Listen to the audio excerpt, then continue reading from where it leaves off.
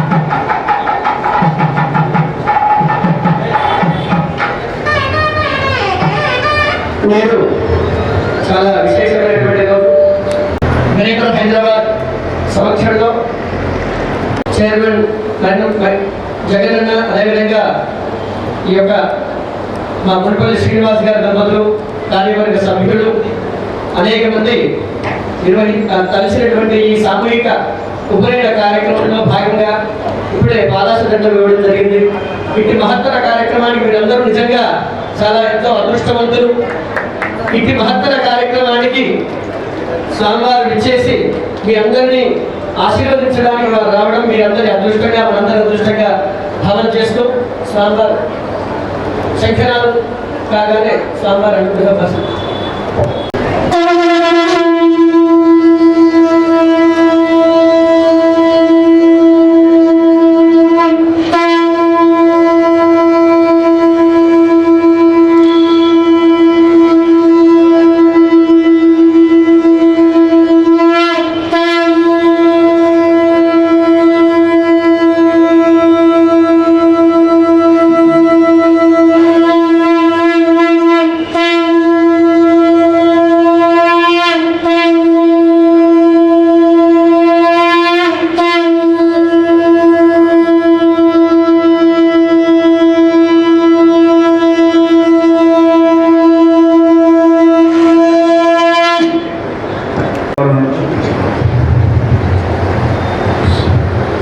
కార్యక్రమానికి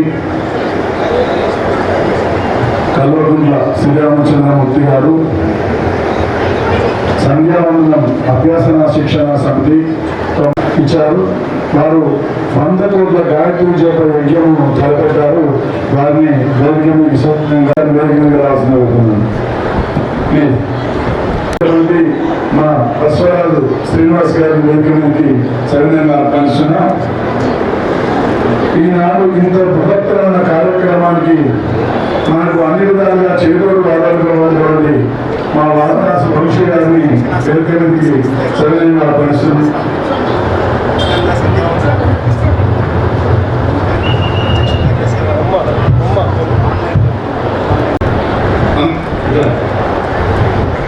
వంశీ గారు, వారణాసి వంశీ గారు.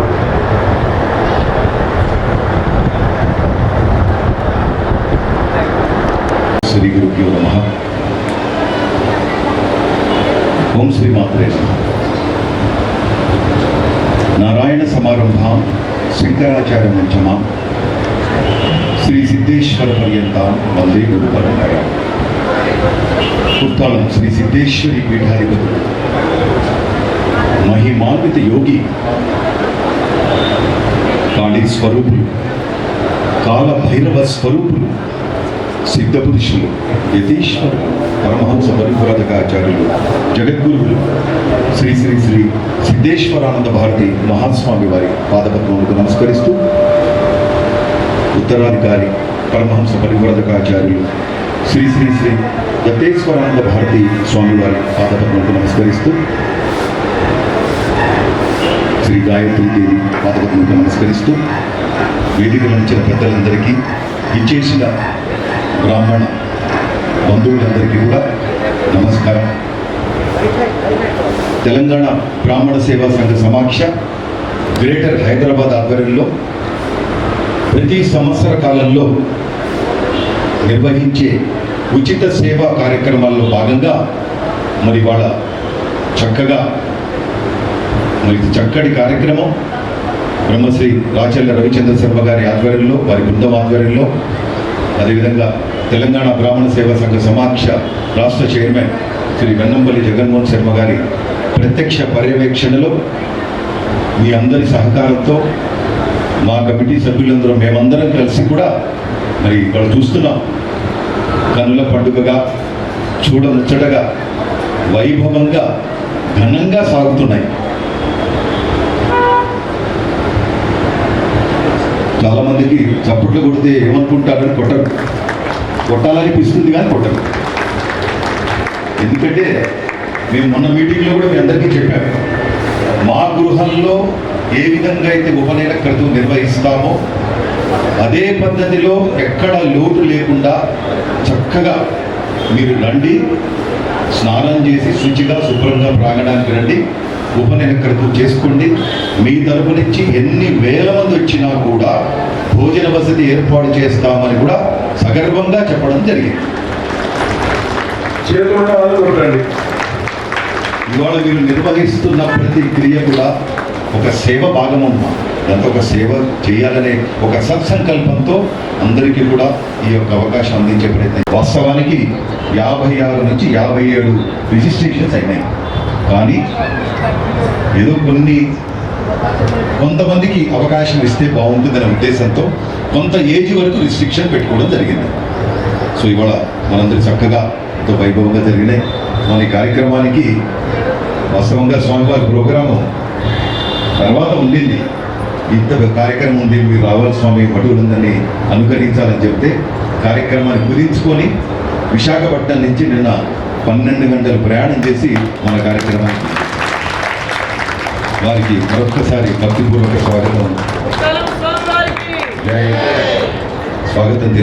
స్వామివారి అనుగ్రహ భాషణం కంటే ముందర మరి పెద్దలు, నా ఆప్తులు, ప్రముఖ సంఘ సేవకులు, అదేవిధంగా బాస్ organisation, Brahman organisation for social service chief coordinator Shri Basavaraj Srinivas గారిని 2 నిమిషాలు మాట్లాడవలసిందిగా కోరుతున్నాను. కుర్తాల పీఠం ఉత్తరాధికారి స్వామీజీ పాదపద్మాలకి నమస్కరిస్తూ ఈ కార్యక్రమం నిర్వహిస్తున్న TBSSS greater Hyderabad TBSSS chairman Jaganmohan Sharma గారు, మునిపల్లి శ్రీనివాస్ గారు, ఈ కార్యక్రమంలో పాల్గొన్న చాలా బ్రాహ్మణ సంఘాల నాయకులు వచ్చారు. వారందరికీ కూడా నమస్కారాలు తెలియజేస్తున్నా. బ్రాహ్మణ బంధువులకి, వటువులకి, వారి తల్లిదండ్రులకి అందరికీ కూడా నా నమస్కారాలు తెలియజేస్తున్నా.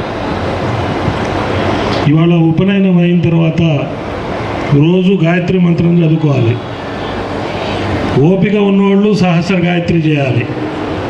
చదువుకునే పిల్లలు గాయత్రి మంత్రం చదువుకుంటే వాళ్ళు క్లాస్లో ఫస్ట్ ర్యాంక్ వస్తారు. ఇంకా వ్యాపారం, ఉద్యోగంలో ఉన్నవాళ్ళు కూడా, పెద్ద ఏజ్లో పెద్దగా ఉన్న వాళ్ళు కూడా గాయత్రి మంత్రం పొద్దున సంధ్యావందనం చేస్తూ గాయత్రి మంత్రం మనం బయటికి వెళ్తే మనకి ఎదురుండదు. ఇది దయచేసి ప్రాక్టికల్గా అనుభవించి చెప్తున్న విషయం. కాబట్టి గాయత్రి మంత్రం యొక్క శక్తి మీరు అందరూ తెలుసుకోవాలి. మీ అందరికీ స్వామీజీ ఆశీస్సులు ఉన్నాయి. దయచేసి బ్రాహ్మణులు ఐక్యంగా ఉండండి. పూర్వకాలంలో అగ్రహారాలుగా కలిసి ఉండేవాళ్ళం. ఇప్పుడు మీ చుట్టుపక్కల ఉన్న 10-20 బ్రాహ్మిన్ ఫ్యామిలీస్ని మనం కలుపుకొని ఉండాలి. ఒక అగ్రహారం లాగానే కలిసి ఉండాలి, ఐక్యతగా ఉండాలి. బ్రాహ్మణులు హిందూ ధర్మాన్ని కాపాడే రథసారథులు. అందుకని దయచేసి మన సాంప్రదాయాలు ఆచారాలు మర్చిపోకుండా మనందరం అగ్రహారాల్లో ఉన్నట్టు ఐక్యతగా ఉండాల్సిన అవసరం ఇప్పుడు మనకి ఆ పరిస్థితి వచ్చింది. కాబట్టి దయచేసి అందరూ ఐక్యంగా ఉండాలి, ఒకళ్ళకొకళ్ళు సహాయం చేసుకుంటూ ఉండాలి. మన ఫ్యామిలీ లాగానే బ్రాహ్మణ కుటుంబాలన్నీ చూసుకోవాలని చెప్పి ఈ సందర్భంగా తెలియజేస్తూ ఈ అవకాశం ఇచ్చిన పెద్దలందరికీ నా నమస్కారాలు తెలియజేసుకుంటాను. జై హింద్. ధన్యవాదాలండి. అదేవిధంగా సంధ్యావందన అభ్యాసన శిక్షణ సమితి అధ్యక్షులు శ్రీ బ్రహ్మశ్రీ కలోకలు శ్రీరామచంద్రమూర్తి గారిని ఒక 2 నిమిషాలు మాట్లాడవలసిందిగా కోరుతూ, కార్యక్రమం అయిన మధ్యలో వారు ఒక చక్కటి సందేశం తర్వాత స్వామివారి కార్యక్రమం అంతా అయిన తర్వాత ఇస్తారు. చక్కగా మీరు అందరూ ఉండాల్సిందిగా కోరుతూ ఒక 2 నిమిషాలు వారిని మాట్లాడవలసిందిగా కోరుతుంటాం.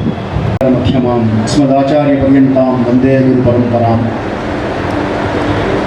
వేదిక మీద ఉన్నటువంటి పరమహంస పరివ్రాజకాచార్య శ్రీ శ్రీ శ్రీ ప్రత్యేశ్వరానంద భారతీ స్వామి వారి పాదపద్మలకు సాష్టాంగ ప్రణామం సమర్పణ చేస్తూ, అలాగే పెద్దలందరికీ కూడా నమస్కారాలు సమర్పణ చేస్తూ, ఈరోజు ఉపనయనం చేసుకున్నటువంటి వటువులకు ఒక ముఖ్య సందేశం మళ్ళీ తర్వాత వివరంగా చెప్పుకుందాం. ఇవాళ మీకు జరిగినటువంటిది ఏదో వేడుకగా జరిగింది, వైభవంగా జరిగింది, అందులో ఏమాత్రం సందేహం లేదు. కానీ షోడశ సంస్కారాల్లో ఒకటైనటువంటి అతి ముఖ్యమైనటువంటి విశేషమైనటువంటి ప్రధానమైనటువంటి సంస్కారం ఇది. దీని గురించి మీరు చాలా తెలుసుకోవాల్సినది ఉంది. ఇవాళ ఇక్కడితో అయిపోయింది అనుకునేది కాదు, ఇక్కడి నుంచి ప్రారంభమైంది. 7 కోట్ల మంత్రాలలో ఉన్నటువంటి ఒక గాయత్రి మంత్రాన్ని ఇవాళ మీకు ఉపదేశం చేయడం జరిగింది. ఆ మంత్రం యొక్క వైశిష్టం ఏమిటో, విశేషత ఏమిటో, దాని గొప్పతనం ఏమిటో, దాంతో ఏం సాధించుకోవచ్చో అవన్నీ మనం తర్వాత వివరంగా తెలుసుకుందాం. స్వామివారి సందేశం వినడం మనకి ప్రధానం. వారి యొక్క వాక్కులు, అమృత వాక్కులు ఇవాళ ఇక్కడ ఉన్నారు అంటే మీకు సాక్షాత్తు పరమేశ్వర స్వరూపం, అది ఈశ్వర స్వరూపం, ఈశ్వరుడు వచ్చి మిమ్మల్ని అనుగ్రహించినట్లుగా. కాబట్టి వారి సందేశం విన్న తర్వాత మరిన్ని వివరాలు మనం మాట్లాడుకుందాం. ఈ అవకాశం ఇచ్చినందుకు ధన్యవాదాలు తెలియజేస్తున్నాను.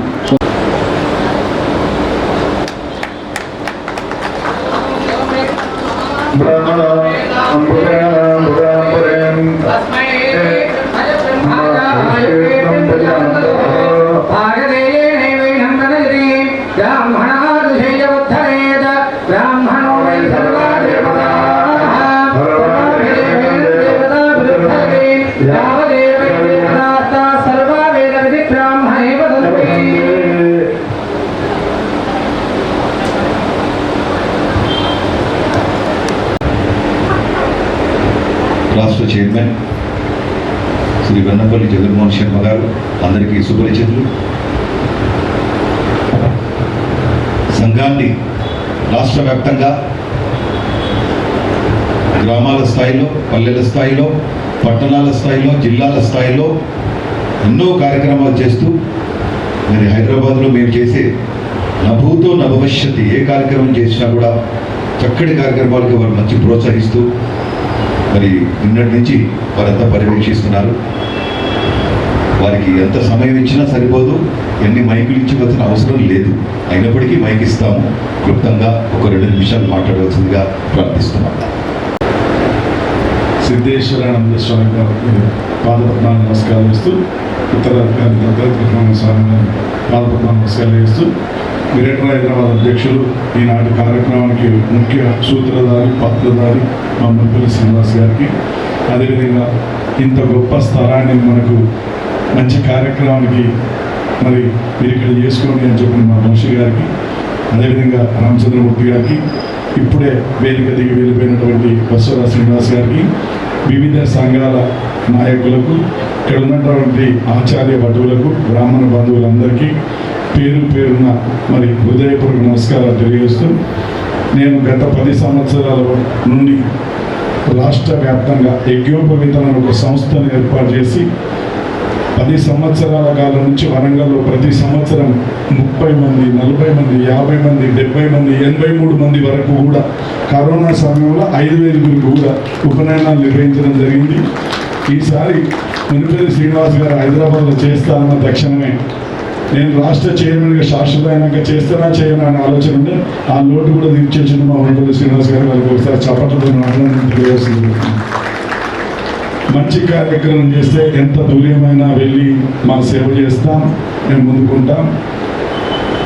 స్వామీజీ గారు మాట్లాడినా, వేద పండితులు అందరూ మాట్లాడినా, వేదిక మీద ఉన్నవారు మాట్లాడినా, మీ అందరికీ ఎంతో వ్యయ ప్రయాణాలకు లోనై మరి ఉపనయనం చేశాం.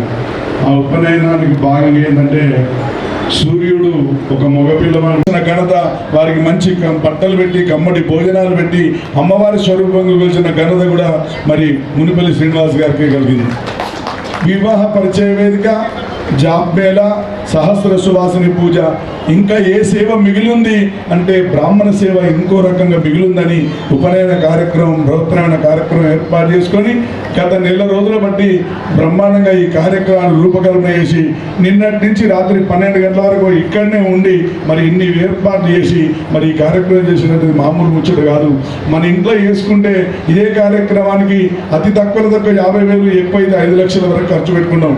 కానీ ఇవాళ ఇంతమంది వధువులకు ఎలాంటి లోటు లేకుండా తమ్మల సోయి వాద్యాలు, కంసాలతో చెవులు కుట్టియడం, నాయి బ్రాహ్మణులతో వపనం చేయించడం, వేద పండితులతో మంత్రోచ్చారణ చేయించడం, మరి పాలాశ దండాలతో ఇంత శాస్త్రోక్తంగా చేసిన మా మునిపల్లి శ్రీనివాస్ గారి దంపతులకు, ఈ కమిటీ సభ్యులందరికీ మరి ఆయురారోగ్యాలు, అష్టైశ్వర్యాలు కలగాలని మనస్ఫూర్తిగా కోరుకుంటూ సెలవుకుంటాను. థ్యాంక్ యూ, ధన్యవాదాలు.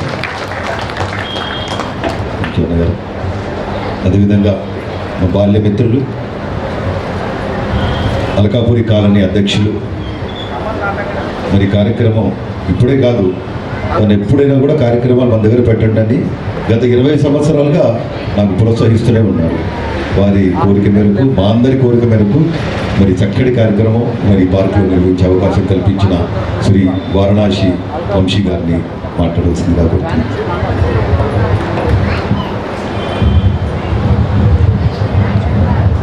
ముందుగా శ్రీ దత్తానంద స్వామి వారికి పాదపద్మాలకు శిరస్సు ఉంచి నమస్కరిస్తూ, ఈ రోజున అలకాపురి కాలనీ పునీతమయ్యింది. కారణం ఏంటంటే స్వామీజీ వారిని మేము చూడాలి అంటే కొత్తగూడెం వెళ్ళాలి, విజయవాడ వెళ్ళాలి, విశాఖపట్నం వెళ్ళాలి. ఇంకా అతి దగ్గరగా చూడాలి అంటే మన ప్రత్యంగర దేవాలయంలో ఉన్న స్వామివారిని చూడడానికి వెళ్ళాలి. అంటే మనందరం కూడా తండోపతండాలుగా సిద్ధేంద్ర స్వామి వారు వచ్చినప్పుడు మనం అందరం కూడా వెళ్తూ ఉండేవాళ్ళం. అదేవిధంగా ఈ ఉత్తరాధికారిగా ఆయన బాధ్యతలు స్వీకరించిన తర్వాత మా అలకాపురి కాలనీ నుండి కూడా చాలామంది భక్తులు వందలాది వేలాది మంది తరలి వెళ్తున్నారు. దానికి కారణం ఒక్కటి, ఆ దేవాలయం ప్రతిష్ఠ నుంచి కూడా నిబద్ధతతో ఎన్నో పూజాది కార్యక్రమాలన్నీ అక్కడ జరగడం, వారు వచ్చిన వాళ్ళందరికీ కూడా స్వామీజీ వారి యొక్క ఆశీస్సులు చెందడం, వాళ్ళందరూ కూడా ఎంతో లబ్ధి పొందడం జరుగుతున్న విషయాలన్నీ కూడా మనందరికీ కూడా తెలిసినవే. ఈ రోజున మన అదృష్టం, స్వామీజీ వారు ఇక్కడికి వేయించేసి ఇక్కడ కూర్చుని ఆ సమక్షంలో ఈ రోజున ఉపనయన కార్యక్రమాలన్నీ కూడా ఎంతో చక్కగా అన్ని జాగ్రత్తలు తీసుకుని TVSSS మన మునిపల్లి శ్రీనివాస్ గారి ఆధ్వర్యంలో జరుగుతున్న ఈ కార్యక్రమానికి మీరందరూ కూడా అదృష్టవంతులుగా భావిస్తున్నారు. కారణం ఏంటో చెప్పుకుంటారా మీరు? ఇదే మీరు కొత్తలో వెళ్ళి ఇదే కార్యక్రమాన్ని మీరు చేసుకోవాలి అంటే సుమారు ఒక్కొక్కరికి 50 నుంచి 75,000 రూపాయలు ఖర్చులు వస్తాయి. కానీ మీ అదృష్టం అంటే మాకు కూడా, నా కొడుకు కూడా అదృష్టం దక్కలేదు. స్వామీజీ వారు ఇక్కడ కూర్చుని ఇప్పుడు మీ అందరికీ కూడా ఆయన యొక్క ఆశీస్సులు అందజేస్తారు. ఎన్నో పూర్వజన్మ సుకృత ఫలితం ఉంటే కానీ ఇటువంటి అదృష్టం ఇక్కడ ఉన్న వటువులకి దొరకదు. ఇది మీ అందరికీ తల్లిదండ్రులు చేసుకున్న అదృష్టంగా నేను కూడా భావిస్తూ, ఆ అదృష్టం ఉండడం బట్టే ఇంత ఘనమైన ఈ కార్యక్రమం ఈ రోజు ఇక్కడ జరుగుతోంది. అదేవిధంగా TV3+ యొక్క మునిపల్లి శ్రీనివాస గారి యొక్క టీంలందరినీ కూడా అభినందిస్తున్నాను. ఇంతవరకు కూడా ఈ అలకాపూడి వెల్ఫేర్ అసోసియేషన్ తరఫున ఈ పార్క్ ఇచ్చాము అని చెప్పి నేనేదో గర్వపడే అవకాశమే లేదు మా అందరికీ కూడా.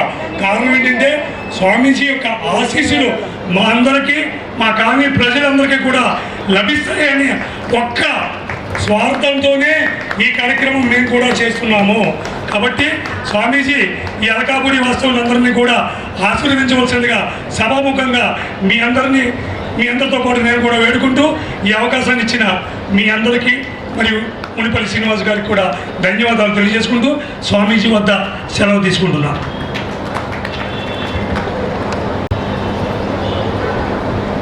మనందరం ఎదురు చూస్తున్న పరమహంస పరివ్రాజకాచార్య శ్రీ శ్రీ శ్రీ దత్తేశ్వరానంద భారతి స్వామి వారి అనుగ్రహ భాషణం. దయచేసి ఎవరు మాట్లాడకండి, ఫోన్లు సైలెంట్లో పెట్టవలసిందిగా ప్రార్థిస్తూ మైక్ సౌండ్ని కొంచెం పెంచవలసిందిగా కోరుతున్నాం.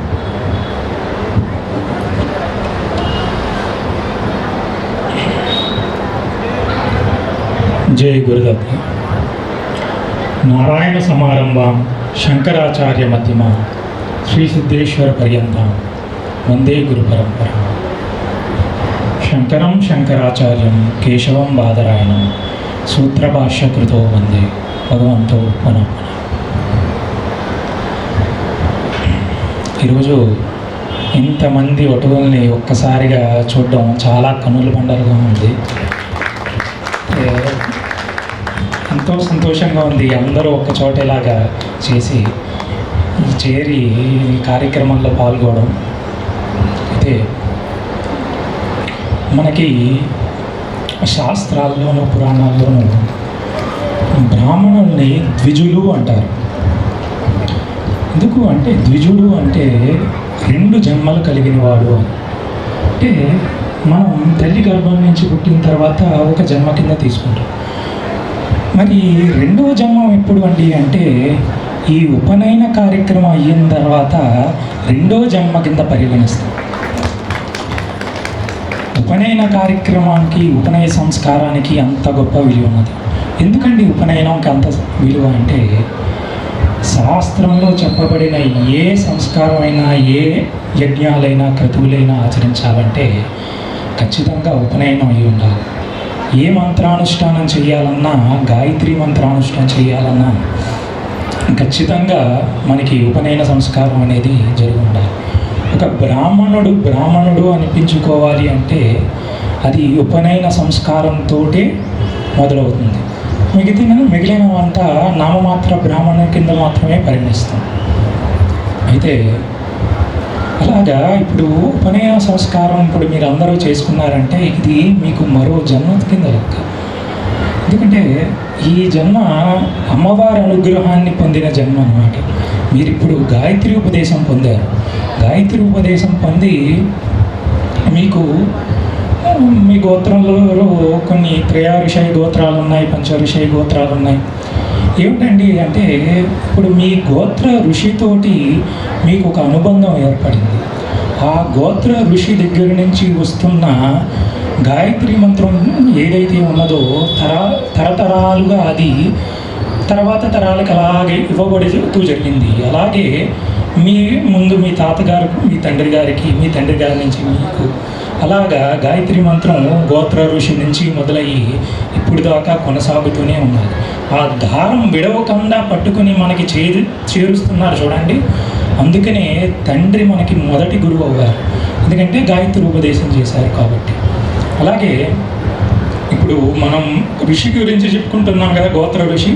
ఫలానా గోత్ర ఋషి మేము ఆ గోత్రజులు అండి అంటాం. మేము ఫలానా కౌండెన్యస్ గోత్రసులు అండి, గౌతమస్య గోత్రం వాళ్ళండి అని. అంటే మనం ఆ ఋషి నుంచి వచ్చాము, ఆ ఋషి పరంపరలో ఉన్నాము అని చెప్పుకోవడానికి మనకు అర్హతను కల్పిస్తున్నది ఏమిటి అంటే ఈ ఉపనయన సంస్కారం.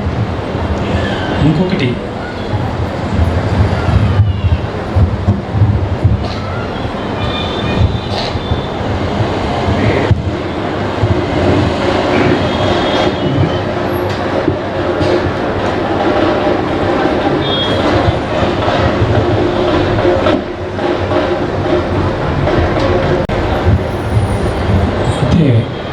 ఇంకా అలా చెప్పుకుంటూ ద్విజులు అన్న తర్వాత ఇంకా సన్యాసం తీసుకున్న తర్వాత ఇప్పుడు మాలాంటి సన్యాసులకి జన్మ మారుతుంది, ఇంకొక జన్మ కింద లెక్క అవుతుంది. సన్యాసం ముందు వరకు ఒక జన్మ, సన్యాసం తర్వాత వరకు ఒక జన్మ.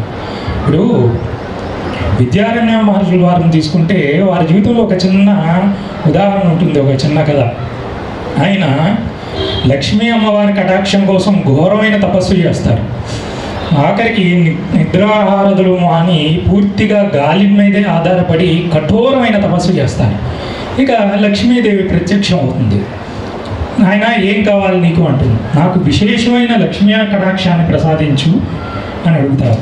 అయితే లక్ష్మీ అమ్మవారు అంటుంది, నాయన ఈ జన్మలో నీకు లక్ష్మీ కటాక్షం అనేది లేదు, అది తప్పించి ఇంకేమైనా కోరుకో అంటారు. ఇప్పుడు విద్యారణ్య మహర్షి వెంటనే ఆలోచించి, ఈ క్షణమే నేను సన్యసిస్తున్నాను, నాకు జన్మ మారిపోయింది కదా, ఇప్పుడు ఆ వరం ఇవి అని అడుగుతాను. అయితే అలాగే అమ్మవారు లక్ష్మీ అమ్మవారు వెంటనే ఆ వరం ప్రసాదిస్తుంది. ఆయన బుద్ధి సూక్ష్మతకు ఆవిడ సంతోషించి విద్యారణ్య మహర్షి వారు లక్ష్మీ అమ్మవారిని తలిస్తే కనకవర్షం కురిసేదట. మనం శంకరాచార్యుల వారి జీవితంలో ఆయన కనకవర్షం కురిపించిన కనకదార స్తోత్రం చదివి కనకవర్షం కురిపించిన సన్నివేశం మనం అందరూ తెలుసు. అలాగే విద్యారణ్య మహర్షి వారు కూడా అమ్మవారిని తలుచుకుంటే కనకవర్షం కురిపించేదట అమ్మవారు, లక్ష్మీ అమ్మవారు. అలాగా సన్యాసించిన తర్వాత ఒక జన్మ మారుతుంటుంది. అయితే అన్నిటిలోనూ కూడా ఉపనయన సంస్కారంలో మీకు గాయత్రి మంత్రాన్ని చేసే అర్హత మనకి వస్తుంది.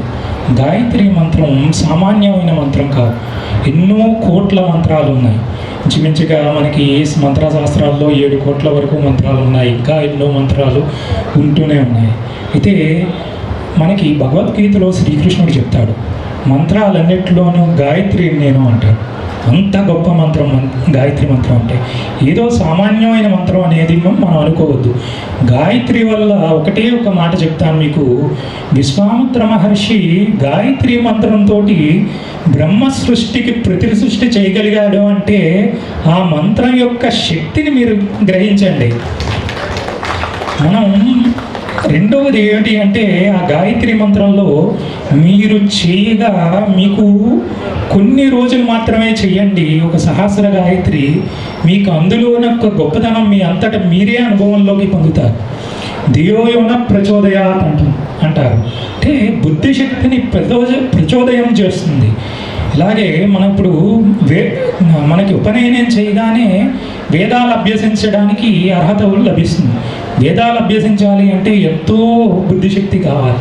ఆ శక్తిని, జ్ఞాపశక్తిని, ధారణ శక్తిని ఎలా వస్తుంది అంటే గాయత్రి జపం వల్ల, గాయత్రి అమ్మవారి కటాక్షం వల్ల వస్తుంది. గాయత్రీదేవిని అందుకనే వేదమాత అంటారు. వేదాలన్నిటికీ మూలం గాయత్రి మాత కాబట్టి ఆవిడ్ని వేదమాత అంటారు. అంతటి గొప్ప శక్తి కలిగిన మంత్రం గాయత్రి మంత్రం.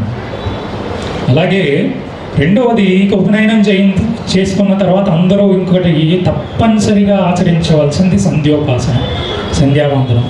ఇది క్రమం తప్పకుండా చేయగలిగితే ఆ అనుష్ఠానంలో ఒక బలం మనందరికీ తెలుస్తుంది.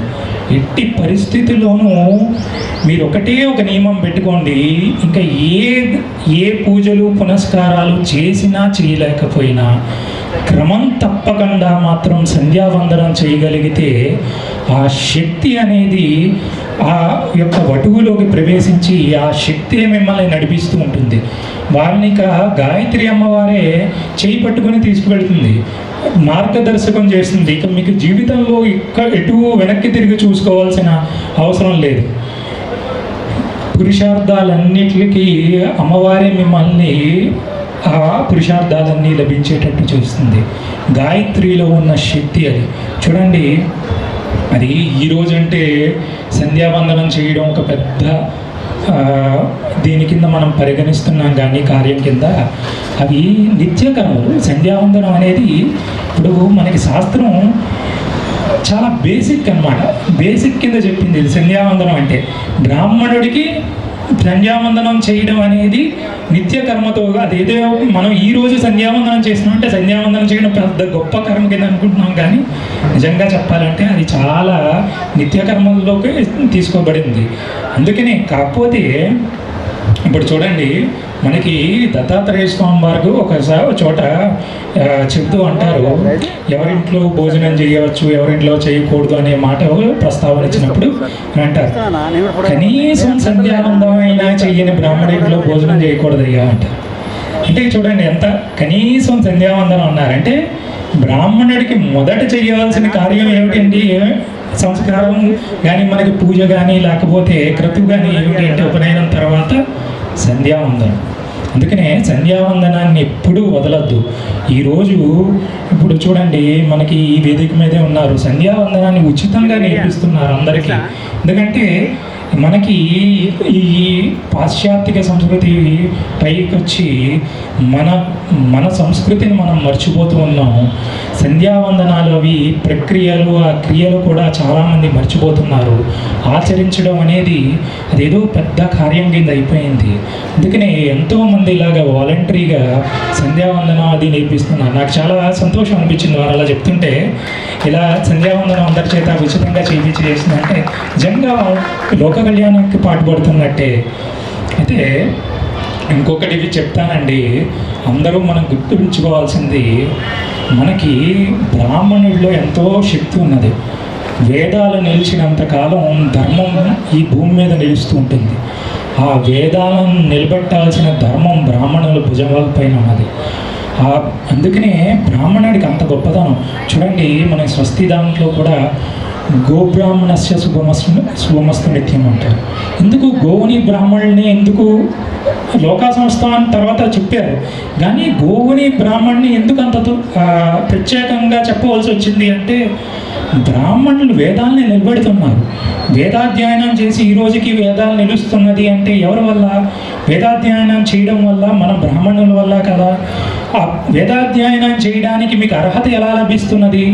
ఉపనయనం వల్ల కదా, ఆ గాయత్రి అనుష్ఠానం వల్ల కదా.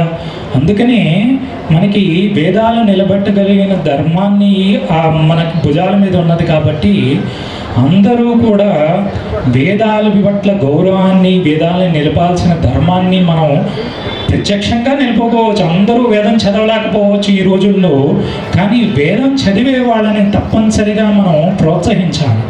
వేదాలని, వేద పాఠశాలని ప్రోత్సహించాలి.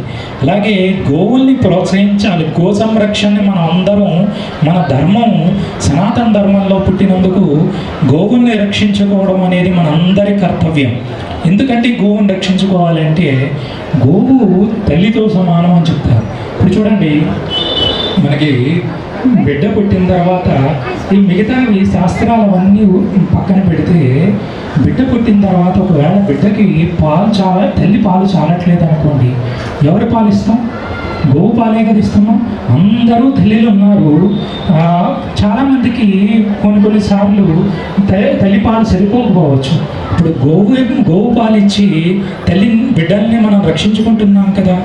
అలాగే ఇప్పుడు యజ్ఞాది క్రతువులన్నిటికు మనకు చూడండి, ముఖ్యమైనవి మనకి ఎవరు అందిస్తున్నారు అంటే, మనకు చూడండి గోవు నుంచే లభిస్తుంటుంది. నెయ్యి, పాలు మొదలైన పంచామృతాలు ఇవన్నీ ఎక్కడి నుంచి వస్తున్నాయంటే గోవు దగ్గర నుంచి వస్తున్నది. యజ్ఞం చెయ్యాలి, మనం నెయ్యి పోయాలి అంటే ఆవు నెయ్యి పోయాలి. ఆవు నెయ్యి పోయకుండా యజ్ఞం అనేది చేయగలుగుతామండి? చేయలేము. అందుకనే గోవులు ఎప్పుడూ ఈ భారత భూమి మీద రక్షింపబడాలి. అలాగే ఇప్పుడు మనకి యజ్ఞాలు, క్రతువులు అనేవి కూడా ఎల్లప్పుడూ జరుగుతూ ఉంటాయి. దేవతలను సంతుష్టపరిస్తే దేవతలు మనకు కావాల్సిన కోరికలన్నీ నెరవేరుస్తుంటారు. అది మామూలుగా మనకి శాస్త్రం మనకి ఉపదేశించినటువంటి ధర్మం. అది ఈరోజు మనం మర్చిపోతూ వస్తున్నాం. వీటిలన్నిటిని నిలుపుకోవాల్సిన బాధ్యత మనందరి మీద ఉన్నది. అలాగే ఇప్పుడు చూడండి, చిన్న చిన్న పిల్లలు, వాళ్ళు 8 సంవత్సరాల దగ్గర నుంచి చిన్న వాళ్ళు అందరూ ఉన్నారు. వీళ్ళు అనుకుంటున్నారు ఇప్పుడు ఈ చదువులు ఇవన్నీ కూడా ఉన్నాయి, దీంతోపాటు ఈ మంత్రాలు చేయాలి, గాయత్రి మంత్రం చేయాలా, సంధ్యోపాసన చేయాలా అని అనుకుంటూ ఉండొచ్చు. కానీ మీకు విద్యలోనూ అలాగే మనకి ఎటువంటి కెరియర్ పరంగా కానీ అయినా సరే మీకు ముందుకు తీసుకువెళ్ళేది ఏమిటో తెలుసా అండి? గాయత్రి అమ్మవారిని, ఆవిడని ఉపాసన చేస్తే మీకు ఆ శక్తిని, ధారణ శక్తిని అమ్మవారు ప్రసాదిస్తుంది. దాంట్లో చెప్తూ ఉన్నారు, క్లాసులో ఫస్ట్ ర్యాంకులు రావాలి అంటే గాయత్రి మంత్రం చేస్తే వస్తుందని. నిజమే, గాయత్రి మంత్రం చేస్తే అది ఈరోజు సైన్స్ ప్రూవెన్ అండి. ఈరోజు నేను చెప్పడం కాదు, ఎంతోమంది రీసెర్చర్స్ సైన్స్లో గాయత్రి మంత్రం మీద రీసెర్చ్ చేసి గాయత్రి మంత్రం చేసిన తర్వాత మేధాశక్తి పెరుగుతున్నది అనేది నిజంగా రీసెర్చ్లో ప్రూవ్ అయిన విషయం. అందుకనే ఎల్లప్పుడూ మీరు రెండు విషయాలు ఇందులో గుర్తుంచుకోవాల్సింది, ఎప్పుడు సంధ్యోపాసన అనేది ఖచ్చితంగా మీరు చేయవలసిన నిత్య కర్మల్లో పెట్టుకోండి. సంధ్యాపాసన చేసి అనుష్ఠానపరుడైన బ్రాహ్మణ్ణి చూసి దేవతలు సైతం భయకంపితులవుతారని, అది నిజమైన విషయం. అంతటి శక్తి, భగవంతుణ్ణి కూడా శాసించే అంత శక్తిని మీకు గాయత్రి మంత్రం సంధ్యోపాసన ఇస్తుంది. అలాగే చూడండి, మనకి ఒకటే ఒక ఉదాహరణ చెప్తాను. మనకి పురాణాల్లో వాటిల్లో ఋషులు మునులు దేవతలను కూడా శపించిన వైనాలు చాలా కనిపిస్తున్నాయి. వాళ్ళకి అంతటి శక్తి ఎక్కడి నుంచి వచ్చింది అంటే మంత్రోపాసన వల్ల వచ్చింది. మంత్రాలన్నింటిలోకి గొప్పది గాయత్రి మంత్రం. అలాంటి మంత్రాన్ని మనం ఉపాసిస్తే అందులో అంత శక్తి మనకి ఇక చెప్పవలసిన అవసరం లేదు. ఈరోజు అలాగే మీకు అందరూ ఈరోజు మనకి ఉపనయన క్రతువు చేసుకున్న వటువులందరికీ ఆ గాయత్రి మాత యొక్క అనుగ్రహం సంపూర్ణంగా ఉండాలని ప్రార్థిస్తూ, అలాగే అమ్మవారైన శ్రీ లలితా త్రిపుర సుందరి అనుగ్రహం, మా పీఠ దేవత అయిన సిద్ధేశ్వరి మాత అనుగ్రహం, మా గురువుగారైన సిద్ధేశ్వరానంద భారతీ స్వామి వారి అనుగ్రహం మనందరి మీద ఉండాలని కోరుకుంటూ సెలవు తీసుకుంటున్నాను. వారికి పాదాభివందనలు తెలియజేస్తూ, మరి శ్రీ వెన్నపల్లి జగన్మోహన్ శర్మ గారిని స్వామివారి చేతుల మీదుగా ప్రసాదం అందుకోవాల్సిందిగా ప్రార్థిస్తున్నాం. అదేవిధంగా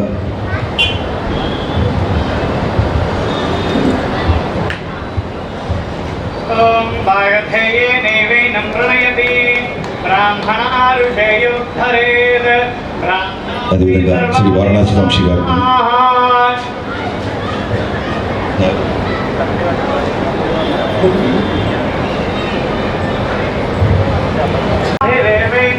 అదేవిధంగా శ్రీ కల్వకొండ శ్రీ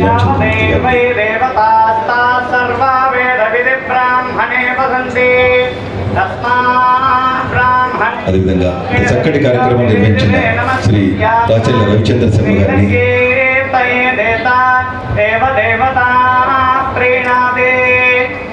శ్రీ రాచల్ల రవిచంద్ర శర్మ గారు, వారి బృందం,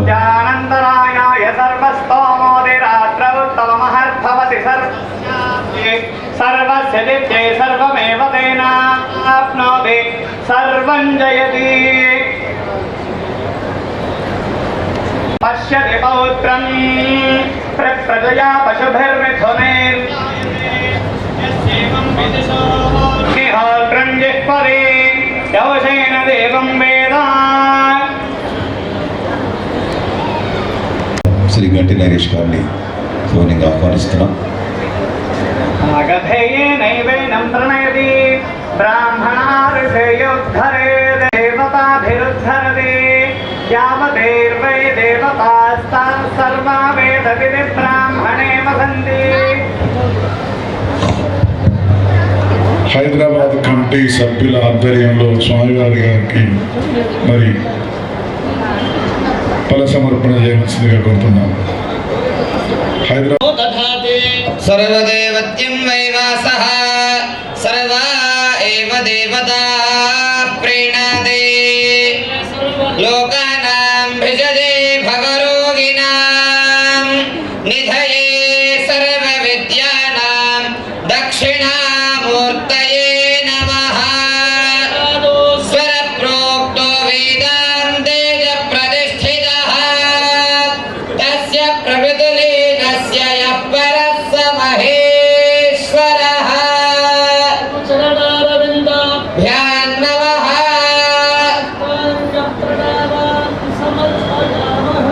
పటువులు మాత్రమే స్టేజ్ మీదకి వచ్చి స్వామివారి దగ్గర ప్రసాదం తీసుకొని ఇక్కడే ఉంటారు. ఒక 2 నిమిషాలు ఫోటో తీసేంత వరకు.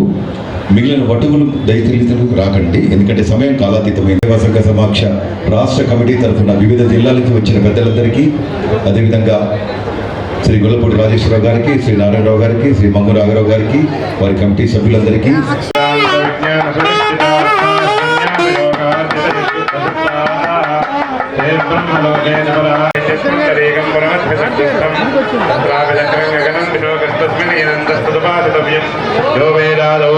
ప్రోక్తో వేదాంతే చ ప్రతిష్ఠితః తస్య ప్రకృతిలీనస్య యః పరః స మహేశ్వరః. పిల్లలు అక్షంతలు పట్టుకోండి చేతిలో, చెప్పండి. మమ ఆయుః వర్చః యశః బల అభివృద్ధి అర్థం సాయమగ్నికార్య సమిధానం కరిష్యే. చేతిలో నీళ్లు పోసుకొని అక్షంతలు నీళ్లు కింద విడిచిపెట్టింది. ప్రజా ప్రజా భూయా వీర వీరై సురక్షాక్షితా పోషపోషై శిలుహ గ్రహై ప్రత్యాసమేన వీరజా బ్రహ్మచారి. చేతిలో నీళ్లు పోసుకోండి, బటువుల చేయించండి. చేతిలో నీళ్లు పోయింది, అగ్ని చెట్టు పరిశీలన చేయించండి. శోధకేన పాణినా ప్రదక్షిణం అగ్నిం పరిక్రమణ. మమ సమ్మాగ్నే వర్చసా సుజ ప్రజాతనేన స్వాహా. అగ్నయ ఇదన్న మమ విద్యున్మయస్య దేవా ఇంద్రో విద్యాత్ సహర్షి స్వాహా. ఇంద్రాయ తన్న మమ అగ్నయే బృహతే నాకాయ స్వాహా. అగ్నయే బృహతే నాకాయ తన్న మమ యావా పృథివీభ్యాం స్వాహా. పృథివీభ్యాం మమ ఏషాతే అగ్నే సమిత్త యావత్త.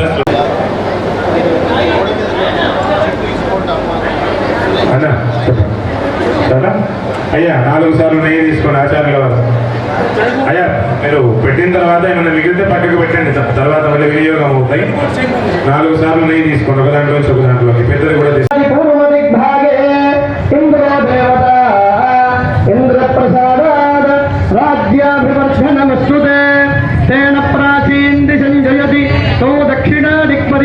దక్షిణ దిగ్భాగే యమో దేవతా ఆరుష్యాభివర్ధనమస్తుతే తేన దక్షిణాం దిశం జయతి తౌ ప్రతీచీ దిక్పరివహంతి ప్రతీచీ దిగ్భాగే వరుణ ప్రసాదార్థనమస్తుతే తేన ప్రతీచీం దిశం జయతి తౌ ఉదీచీ దిక్పరివహంతి ఉదీచీ దిగ్భాగే కుబేరో దేవతా ప్రసాదాద్ ధనధాన్యాభివర్ధనమస్తుతే తేన ఉదీచీం దిశం జయతి పరివహంతి సర్వదిగ్భాగే. దేవతా బ్రాహ్మణ ప్రసాదాత్ శత్రుక్షయం మృత్యోర్జయమస్తుతే శతమానం భవతి శతాయ ప్రతిష్ఠతి. అయ్యా ఇప్పుడు యజ్ఞోపవేతం వేసుకున్నటువంటి మనవి విన్నపము ఏదనుకున్నా మీ ఇష్టం. చాలా మంది అంటూ ఉంటారు బ్రహ్మ విద్యనా, ఇదేమైనా బ్రహ్మ విద్యనా అంటారు. అంటే చాలా హార్డ్గా నేర్చుకోలేనటువంటిది, కష్టతరమైనటువంటిది. అంటే ఇదేమైనా బ్రహ్మ విద్యనా అంత హార్డ్ అంటారు. అట్లాంటిది దేనిని బ్రహ్మ విద్య అంటారు. 3 పూటలా చేయండి, వీలైనంత మట్టుకు. అనివార్య కారణాలైతే కనీసం 2 పూటలైనా చేయండి. మర్చిపోకుండా ఆ గాయత్రి మంత్రాన్ని, ఉపదేశించే గాయత్రి మంత్రాన్ని అనుష్ఠానం చేయండి. ఇది లోకోద్ధరణకి, మన హిందూ సమాజానికి, అదేవిధంగా ఈ సృష్టికి మూలమైనటువంటిది. మీరందరూ ఇవాళ యజ్ఞోపవీతం వేసుకోగానే రేపటి నుంచి అయిపోయింది, ఉపనయనం అయిపోయింది ఏదో అన్నట్టుగా కాకుండా గాయత్రి మంత్రాన్ని అనుష్ఠించండి. స్వస్తి. శత్రుక్షయం మృత్యోర్జయమశ్నుతే. అబ్బాయి మీద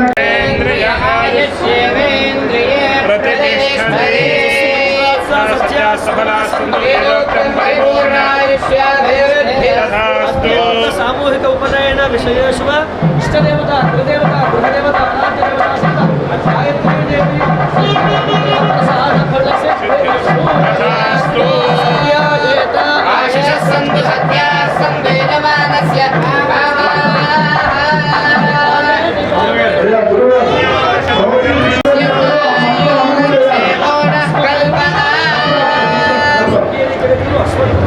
పిల్లలందరూ చెప్పండి. భవతి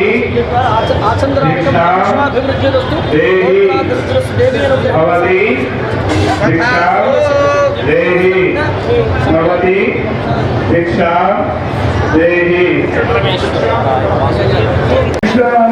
దేహి. भिक्षां ददातु ऐसा नहीं भवती भिक्षां देहि भिक्षां ददातु అమ్మా తల్లి ఈ చిన్న పిల్లలందరూ వేస్తే ఆచార్య అది కూర్చుంటూ కట్టాలంటే పెడతారు. వాళ్ళకి చెప్తున్నాను, 8 నిమిషాల నుంచి 10 నిమిషాల కంటే ఎక్కువ సమయం పట్టదు సంధ్యావందనానికి. విప్రో వృక్ష తస్య మూలం చ సంధ్య అంటుంది శాస్త్రం. సమాజానికి విప్రుడు వృక్షం వంటి వాడు, దానికి మూలం సంధ్యావందనం. వేదాశాస్త్ర ధర్మకర్మాణి పత్రం, వేదములు శాస్త్రములు ధర్మములు ఇవన్నీ కూడా ఉన్నాయి కదండి అంటే అవన్నీ ఆకులు వంటివయ్యా. వృక్షానికి మూలం ఎలా అయితే వేళ్ళు ఉంటాయో ఆ వేళ్ల వంటిది సంధ్యావందనం. కనుక విప్రో వృక్ష తస్య మూలం చ సంధ్య, వేదాశాఖ ధర్మకర్మాణి పత్రం, తస్మాత్ మూలం ఎంతతో రక్షణీయం. ఆ మూలాన్ని కనుక ప్రయత్నపూర్వకంగా కాపాడుకోకపోతే చిన్నే మూలే నైవ శాఖాన పత్రం ఉంటుంది. కాబట్టి వ్రేళ్లతో సహా ప్రకటించబడినటువంటి చెట్టు ఎలా అయితే మళ్ళీ రాదో, సంధ్యావందనం చేయనటువంటి వంశములలో బ్రాహ్మణత్వం కోల్పోతారు నాయన, జాగ్రత్త అన్నారు. కాబట్టి సంధ్యావందనం అనేటువంటిది నిత్యకర్మగా మనకి చెప్పబడినటువంటి అంశం. ప్రతిరోజు సంధ్య చేసి సంధ్యావందనంలో అర్ఘ్య ప్రదానం చేసి గాయత్రి మంత్రజపం చేసుకుంటే తద్వారా దైవాన్ని సైతం శాసించేటువంటి శక్తి పూర్వం మహర్షులు చూపించారు మనకి ఆ మార్గంలో నడిచి. అందుకని జంతువునాం నరజన్మ దుర్లభం అతః పుంస్త్వం తతో విప్రతాః అన్నారు శంకరాచార్యుల వారు. 84 లక్షల జీవరాశుల్లో ఈ నరజన్మ దొరికేది కాదు. అందులో తతో విప్రతాం, అందులో బ్రాహ్మణ జన్మ వచ్చింది, అది పురుష జన్మ వచ్చింది. అది ఉపనయన సంస్కారం చేసుకొని సంధ్యావందనం చేసి గాయత్రి అనుష్ఠానం చేసి గాయత్రి అనుగ్రహం పొందేటువంటి జన్మ వచ్చింది అని మనకి శాస్త్రాలు ఘోషిస్తున్నాయి. కాబట్టి ఉపనయనం అవ్వగానే ప్రారంభం, ఇందాకే చెప్పాను మీకు, ఇది ప్రారంభం మాత్రమే. ఇక్కడి నుంచి దైవాధీనం జగత్ సర్వం మంత్రాధీనం దైవతం అన్నట్లుగా ఆ మంత్రాన్ని మీరు ఆధీనం చేసుకోవాలి అంటే గాయత్రి అనుష్ఠానం చేస్తే ఆ మంత్రం మీకు ఆధీనం అవుతుంది. మీ వాక్కు ఫలిస్తుంది, మీ బుద్ధి ప్రచోదనం జరిగి మీరు ఏ కార్యక్రమం చేపట్టినా ఏది తలపెట్టినా నిర్విఘ్నంగా పూర్తి కావడానికి కావలసినటువంటి ప్రణాళికాబద్ధమైనటువంటి రచన ఏర్పరిచేటువంటి బుద్ధి ప్రచోదనం మీకు కలుగుతుంది. అది గాయత్రి అమ్మవారి ఇచ్చేటువంటి ఆశీస్సులు, అనుగ్రహం. కాబట్టి దీన్ని ఇందాక స్వామి గారు కూడా చెప్పారు, 7 కోట్ల మంత్రాలలో గాయత్రి సమో మంత్ర సమాధు పరదైవ కమ్మన్నారు. తల్లిని మించిన మంత్రం దేవం లేదు, గాయత్రిని మించిన మంత్రం లేదు అని. కాబట్టి అటువంటి విశేషమైనటువంటి గాయత్రిని మీరు ఇవాళ తీసుకున్నారు కనుక ఈ గాయత్రి అనుష్ఠానం ద్వారా